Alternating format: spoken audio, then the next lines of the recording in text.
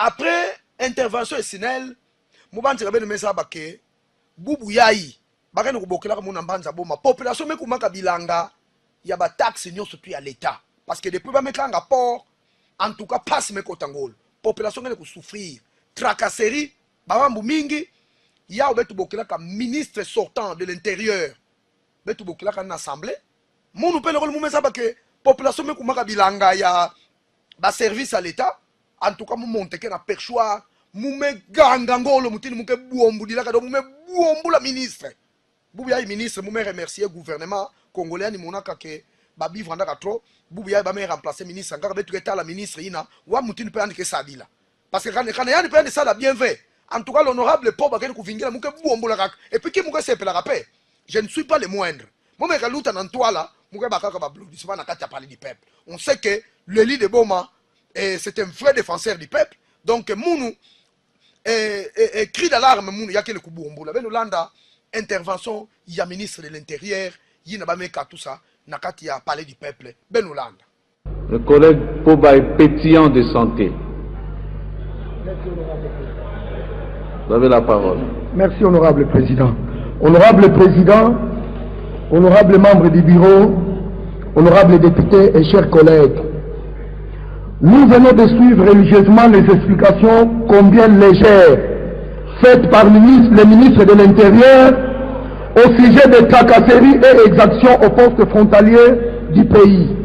Honorable président et chers collègues, notre constat est amer et l'on se demande où allons-nous et où sommes-nous, car le ministère de l'Intérieur est un ministère clé du pays et au regard de cette importance, le sérieux et l'art de bien faire doivent être l'apanage du dit ministère.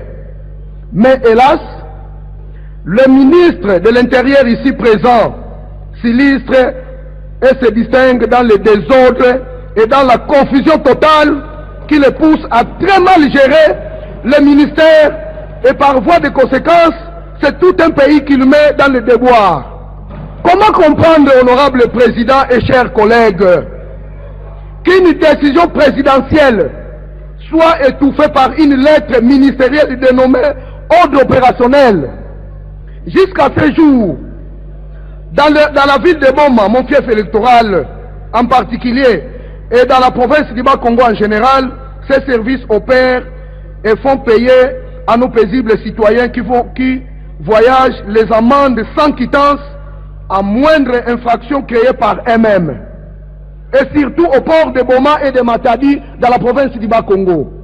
Pour ce faire, je voudrais obtenir de monsieur le ministre ici présent des réponses claires et précises à mes questions. Monsieur le ministre, pouvez-vous nous dire quels sont les motifs qui vous ont poussé à ajouter les services dans nos frontières? Est-ce que le chef de l'État s'est trompé en reconnaissant exclusivement les 4 services qui doivent opérer dans nos frontières? Monsieur le ministre, ne voyez-vous pas que votre manière de faire et d'agir dans ce ministère clé du pays qui a la gestion des frontières, porte d'entrée et sortie, met en insécurité les paisibles citoyens? Ne serait-ce pas une usurpation du pouvoir en appartant le décret présidentiel? Nous pensons que c'est un excès de zèle de votre part et nous vous demandons avec force et détermination de bien vouloir restreindre le spectre de votre pouvoir. Honorable président et chers collègues, la démission est une vertu et non une faiblesse. J'ai dit honorable président.